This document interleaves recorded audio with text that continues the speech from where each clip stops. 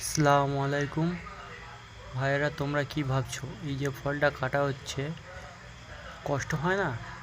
প্রচুর কষ্ট হয়। মালয়েশিয়া পাম বাগানে ফল কাটার বিশাল কষ্ট। যে কষ্ট যে কাটে সেই বোঝে। হ্যাঁ, দূর থেকে তো ভাবা যায় যে অনেক সহজ ব্যাপার, কিন্তু নয়। এই 40 ফিট পাইপ নিয়ে কাজ করতে হয় আমাদের, ভীষণ পরিশ্রম করতে হয়, তারপরে মাসে মাইনে পাওয়া যায়।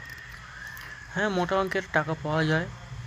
হ্যাঁ, কিন্তু এটা দেখে লোভ করলে হবে না যে মোটা অঙ্কের টাকা পাওয়া যাচ্ছে, কিন্তু এতে পরিশ্রম আছে সেটাও লক্ষ্য রাখতে হবে। এই আমরা ফল কেটেই জমা করা হয়। হ্যাঁ, তোমাদেরকে দেখানোর জন্যে আমাদের এই কিলাঙে চলে যাবে। এই যে এই পাম বাগান থেকে এই ফলগুলো সংগ্রহ করে এখানে রাখা হয়েছে। নিচে এর নিচে দেখো রাস্তা করা আছে, ওখানে গাড়ি লাগবে, লাগার পরে ওখানে লোড হবে, লোড হয়ে গাড়ি কাটা হয়ে চলে যাবে অলরেডি কিলাঙে। ওখানে গিয়ে তেল তৈরি হবে। বিভিন্ন দেশে এই তেল বিক্রি করে কোম্পানি আমাদেরকে মাইনে দেয়। বুঝতে পেরেছেন ভাইরা? ভাই একটা শেয়ার করে দেবেন প্লিজ।